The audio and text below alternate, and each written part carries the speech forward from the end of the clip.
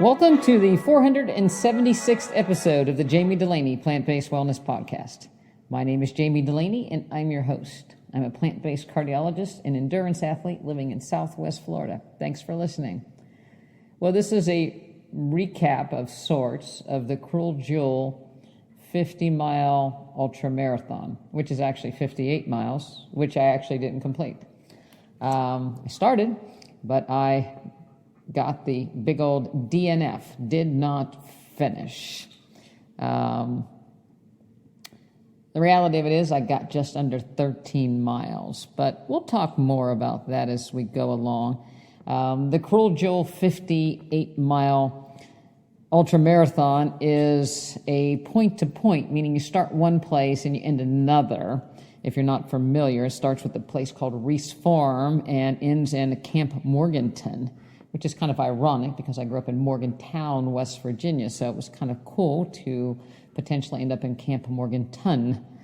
Friday was packet pickup day, also was the day that the 100-mile race started. So the Cruel Jewel 100-mile goes from Camp Morganton to Reese Farm and back.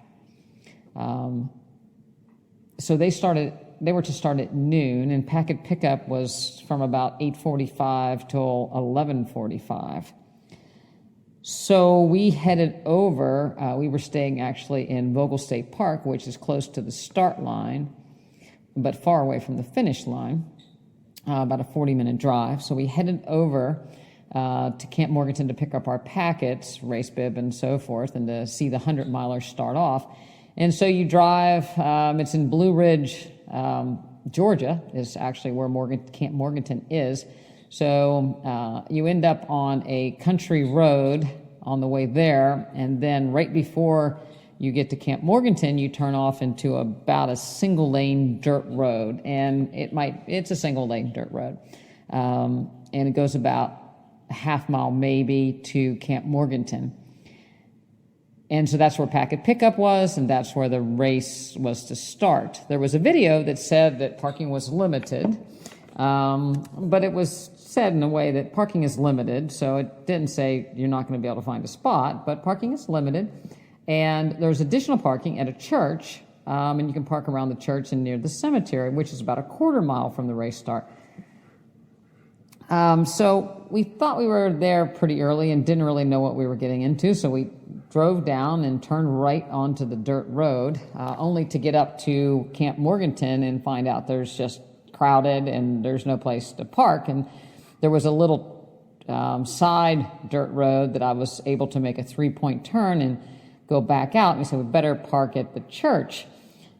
But we weren't really sure where the church was because we didn't really notice it on the way in. There was a church way back, but it wasn't a quarter mile back, so we didn't think that was a church. And if you hadn't been looking for it, it was set way up on a hill, and it just didn't seem like the place. And there weren't any cars in there when we came by. So we went to the right instead of back to the left and quickly realized that there wasn't a church there, so we did another 3-point turn. I did another 3-point turn and went back to Camp Morganton because Michael was my navigator and he thought on the GPS it looked like that maybe that church was off of one of those little side roads. So we decided to go back into that dirt road to see if there was a turn that we may have missed. Turns out we didn't miss anything, and we get right back to where we were, but now there's more cars coming in and more cars trying to go out, and they're trying to drop runners off to start the 100-miler, so people are just abandoning their cars or getting out of their cars. People were trying to turn around, people carrying things, so it was getting quite congested. This next 3-point turn was a little bit more difficult, and now coming out was even more difficult because on one side of the dirt road there was trees and a bank, and on the other side was a drop-off to a creek. So there wasn't really much room other than what you saw in the road. The single mile road. So there wasn't a berm of any sort to really get over. The little bit of a outing just to the sides, but not much. So it was quite difficult driving back out to try to get out. And I really thought, it'll be a miracle if I don't get my car hit or go over the bank or something else. So it was a bit stressful. So we're negotiating through all these cars, and to the point where you have to put your mirrors in and really squeeze to both sides, and occasionally Michael would jump out and kind of thread the needle, so to speak, by other cars, with inches to spare, basically, between going over the side and hitting another car.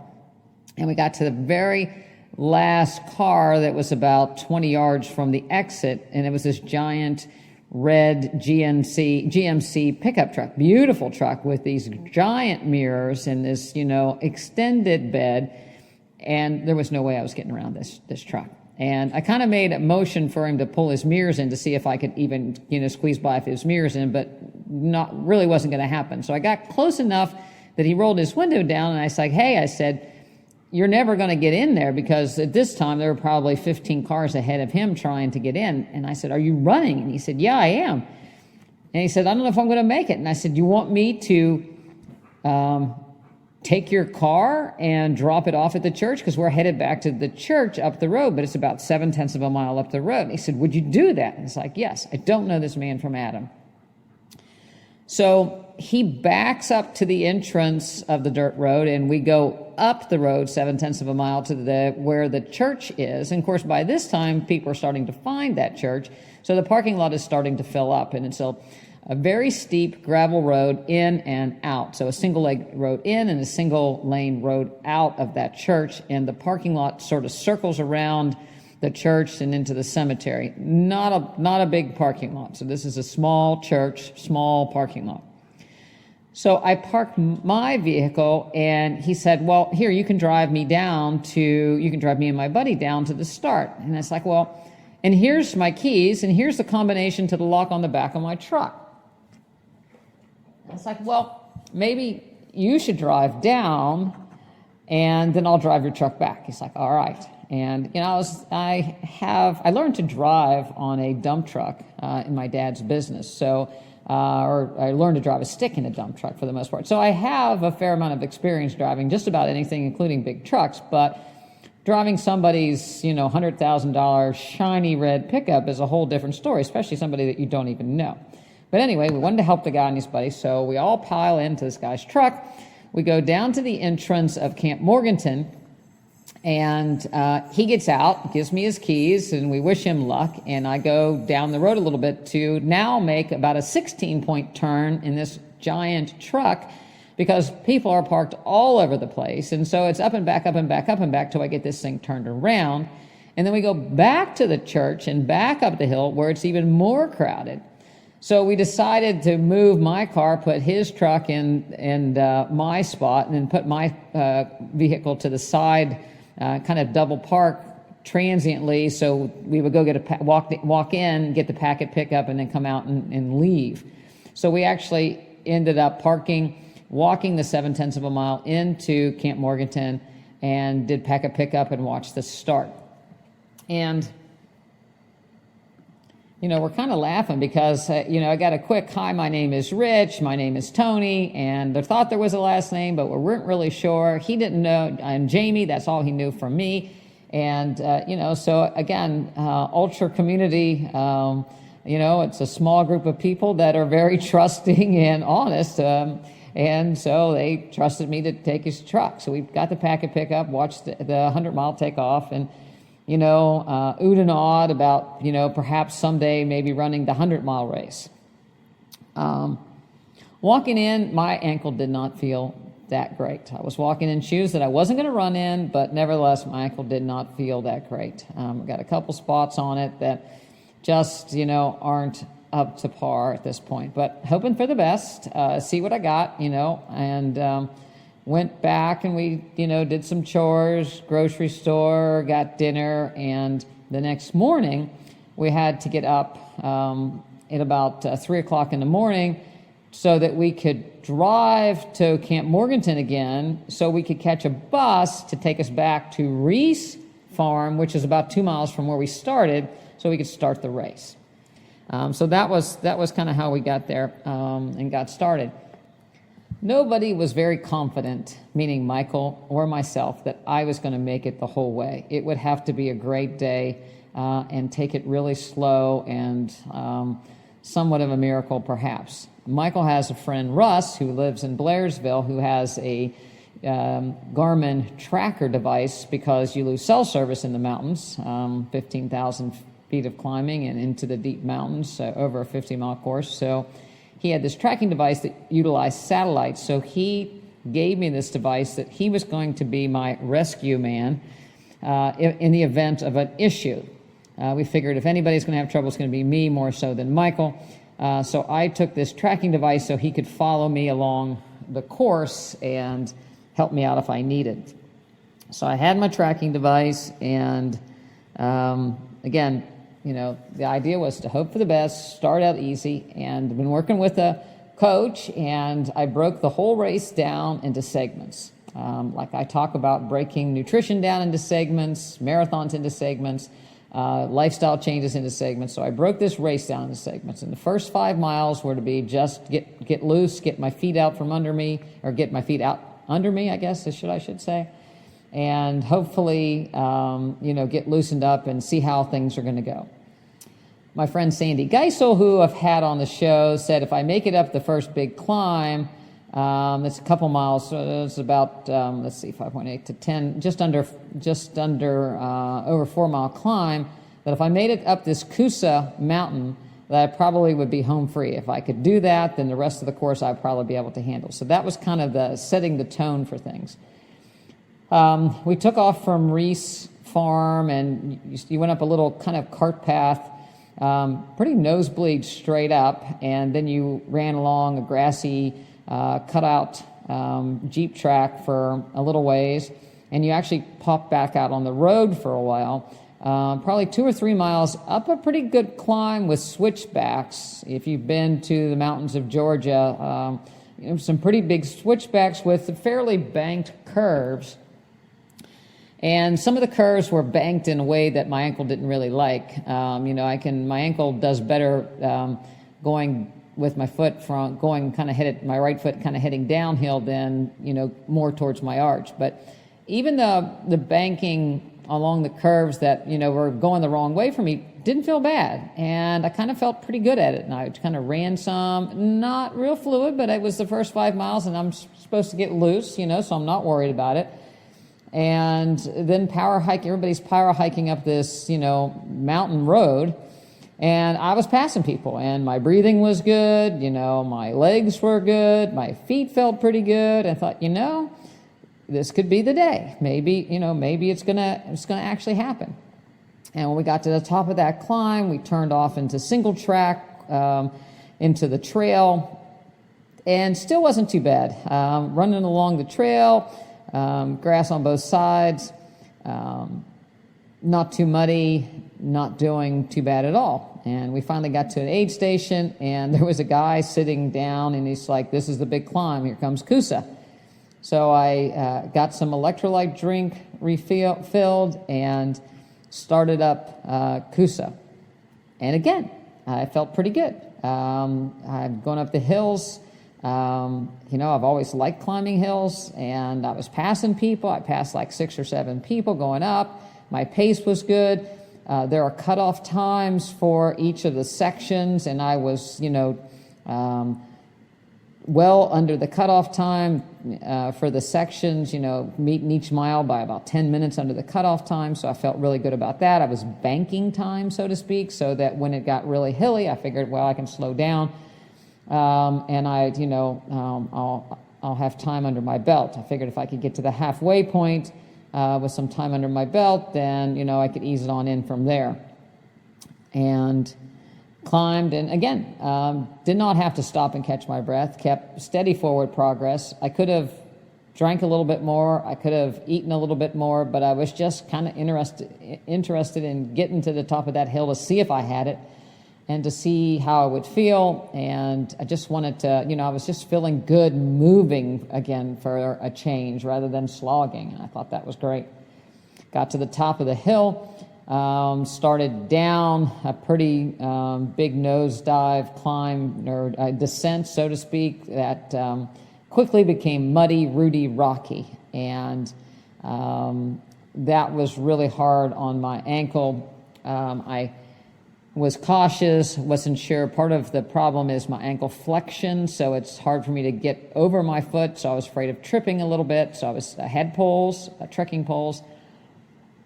Sliding, my foot, it again doesn't want to point to the right for the most part, so I could go to the left more so than the right, because that really hurt my foot to kind of go over the other direction. But between rocks, roots, and in between trees, there were places where I had to put my right foot in ways that I didn't really like to do.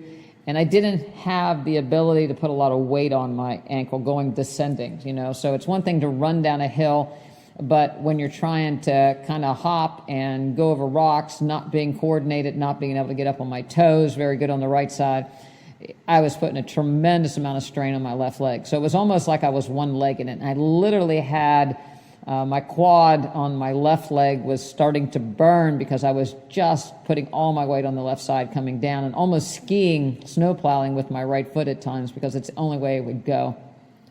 Got down to the hill, started to go out the ridge. The mud continued. So having to pick your spot between the mud and the rocks, and then started back up in the climb. And then some of the climbs were kind of along the ridge, so to speak, and the angle was just really, really difficult on my foot, and I wasn't able to make any time, and I was actually slowing down. It took some time to take some nutrition in, but I just felt the wheels falling off rapidly. I was starting to have the pain that I had long haul 100 up my shin. I was having pain the side of my foot, so it's just every step was not good.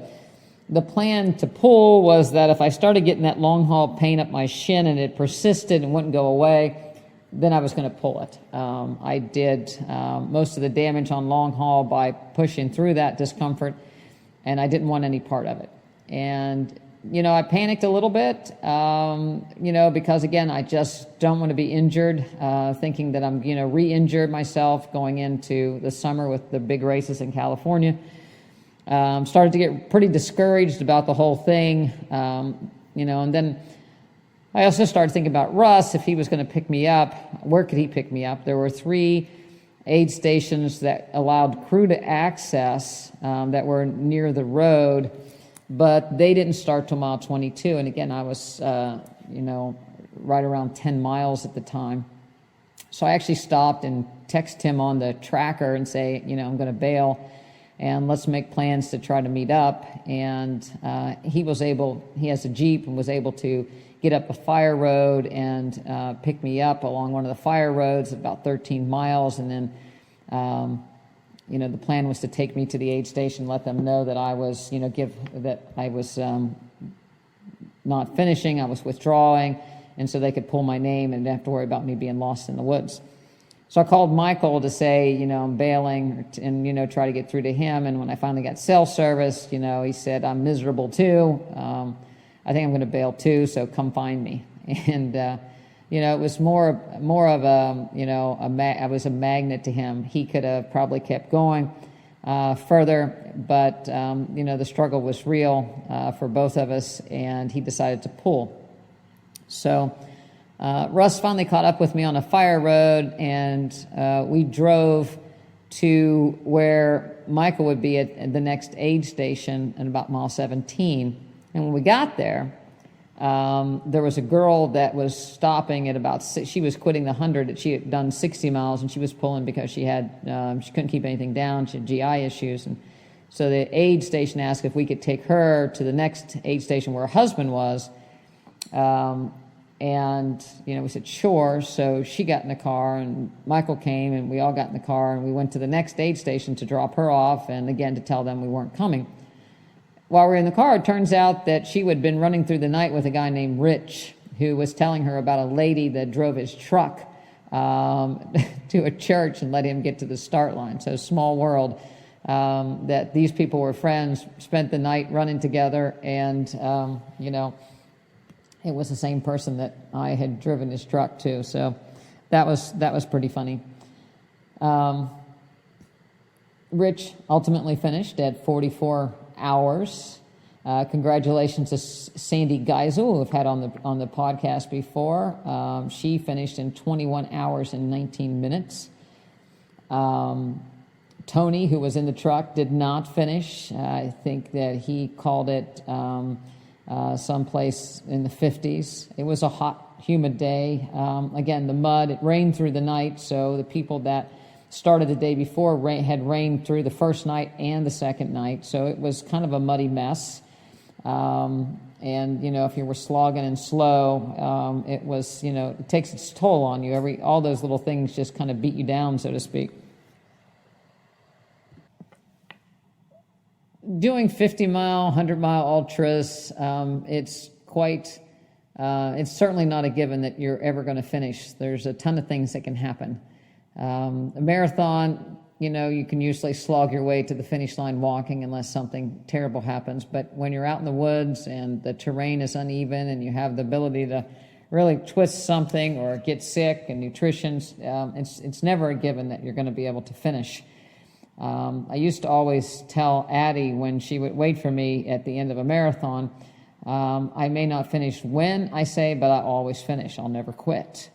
And up until this point, I had never quit a race during it. There's been a couple races that I didn't start because I was injured, but I have never quit during a race. I was concerned that there'd be a problem quitting where I would quit, or if I got injured, how I would get to the aid station so I could get bailed out. My ankle was it was feeling pretty bad, slipping and sliding the last couple of miles before I got to the fire road, and, could I have made it in, 3 or 4 hours to another aid station? Probably would have been much more injured. Nevertheless, you get in the car and you take your feet off there, you take the weight off your feet, and, all of a sudden, did I do the right thing? Did I suffer enough? Should I have pushed through it? All those things start to come to mind. Kind of drove it home when I got out at the aid station and could hardly walk up to the aid station because I just couldn't put any weight on my right ankle there for a while, especially after you sit in the car. That night, it wasn't really swollen that much, and that made me feel bad too in some respects, ironically. It's like, well, it didn't look that bad. Again, maybe I pulled the trigger too quickly. Maybe I panicked and, was afraid. Maybe I should have tried to push a little bit further. But it was I had a fair amount of discomfort that night. Actually ended up sleeping with an ice pack on my ankles, kind of the only way I could get comfortable. The next day didn't feel all that bad, and was able to drive and come home, and I'm pretty much back to where I was before the race. So that was really the idea, was to go far enough that I tested my ankle, but not far enough that I was injured, and then I have to really backpedal to try to get healthy to go out to Colorado and do those races. I'm still a little worried about that. I'm not normal. It's not as good as I would like it to be. It's getting better. I certainly pushed it. We didn't have the training miles going into this race that I would have liked. I was doing about 47 miles a week. But again, a lot of that was walking. So walk, running. So not near the volume or intensity that I'm used to doing. Very frustrating when you can't do what you used to, or you feel like you're limping and gimping. But nevertheless, trying to remain optimistic and look at what's getting better each day as opposed to what's wrong, and seeing the progress. And, it's a difficult situation in that, you want to push your limits a little bit, or you want to push, but you don't want to re-injure. And that's a really fine line. It's like, if you lift weights, you get sore and then it goes away. And when you're recovering on that resting period, you actually are getting stronger. So some of the soreness or some of the discomfort is a factor of getting better, and the stiffness from residual injury. And so just sitting around is probably not the answer. The question is how much to push it. Our training runs were never longer than 13 miles at one time. We did the Celery Fields, which is about 1,000 feet of climbing, not near the climbing that was at Coosa. So the 13 miles that I did was much more difficult than anything I had done in training. And the fact that I got through that, I felt pretty good that I got that far. So I've certainly pushed the envelope with my ankle, but it's not where I would have hoped it to be. So, now I have this giant unknown as far as when's it going to get better and when am I going to get back to normal and how much to push it and how much not to push it. And, the clock is somewhat ticking for me to get better, or, will I be ready for the next race? So that's all the anxiety associated with that and the unknown. I guess the biggest lesson that I probably, I don't know if it's a lesson I've learned, but, the new thing for me is to kind of go into something knowing that there's a good chance I'm going to fail at it. I used to always tease Addie, still do tease Addie, that she never did anything growing up until she was sure she could do it. And I tease her about it, but she's really a chip off the old block because I've really never done anything that in my head I wasn't sure I probably could do. Now, there are things that the odds were against me, but in my head, I thought I could do it, so it was okay. But my head was not straight for this race as far as, I don't think my head was wrong. I think that I had a significant amount of doubt whether or not I'd be able to do it. And it took a lot to actually, I wasn't going to do it. I was going to not race. I did the MRI 2 weeks before, and certainly I had a stress fracture, I wasn't going to race. My posterior tibial tendon was pretty swollen. There was some fluid in the bone, but nothing you would say horrible. So no danger of me going to the start line. So it was a matter of going to the start line, not as fit as I would like to be, going to the start line with still discomfort when I was running.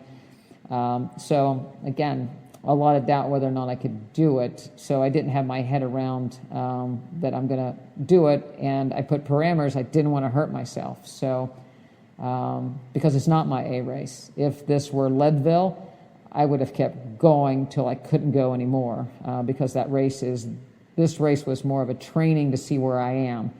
So good news is I pulled the plug before I got injured. Bad news is my training is not where I'd like it to be. I would have loved to have been able to finish, and then I had a lot of confidence going in. But that means that I've got a lot of training to do and a lot of confidence building to do. And a lot of more mental work to do before I toe the line for the next race. So, nothing's ever certain. And, it's another lesson that I have to learn. And a lot of people I work with experience it on a daily basis, the uncertainty. And maybe it's the lesson that I had to learn to be more empathetic to some people that, struggle to have the confidence that they can change their lifestyle or reverse their disease. Just because somebody says that if you adopt a plant-based lifestyle and you exercise, you can reverse your disease, it's hard to believe if you're not feeling well and you have no energy that you're going to be able to do something like that. And just by some doctor saying that it works is not good enough. You have to kind of experience things on your own to gain your own personal confidence in what you can do. So I guess I appreciate that more now than I did before, to some degree anyway. So what am I going to do now? Rehab, keep doing my ankle exercises and trying to get stronger and more mobile. A lot of the muscles in my lower leg are controlled by muscles further up the chain, including glutes, so glute work, glute activation. So there's a lot of things there to do, mobility, stretching, all things that, I need to continue to do to try to get things better as quickly as I can. Strength work to keep the rest of my body strong. Keep my legs strong. It doesn't really bother me to lift weights on that ankle. It's more of the turning and twisting and rolling your ankle that's the problem, or gumming up on your toe that's a problem. So as long as I can stay somewhat flat-footed, I don't have much discomfort at all. So I have to keep doing the other things to try to keep fit. I'll keep walking, pushing that, and the biggest thing is don't do anything too stupid to set myself back more, which will probably be the biggest challenge. The alternative would be to come back completely off, not do anything, and see if it worked. But I kind of did that 2 weeks before the race, and just doing short walks didn't really change things all that much. So I think that, continuing to do the exercises to strengthen my calf, to strengthen my glutes, will eventually take the pressure off the posterior tibial tendon and allow it to heal. Doing a little sauna. I did ice once. I'm an ice baby, so I don't really like the ice part of it. So I did cryotherapy a couple times, localized. Didn't seem to do a whole lot for me. So I think I'll continue with some of the E-stim things and strength training and see where I go. I'd like to wish our registered dietitian, Addie Dulaney Meinerich, my daughter, a happy 32nd birthday. It's today, May 21st. I'll be going out to see her and her family. It's Caleb's birthday. He'll be 4, my grandson, this next coming few days on the 28th. So we're going out there for a celebration. So I look forward to that so that we can all be together. Life is always better when you're with family. When we finished the race, Michael and I said, never again. Cruel Jewel is too much. The conditions are almost always bad. It always, almost always rains per Sandy. It's terrain that we have no ability to practice on a regular basis. Odds are just stacked up against us. Better off to leave this one alone. And that's pretty much how we left it the night of the race. The next morning, driving home, we looked at each other and it's like, yeah, we need to go back for redemption.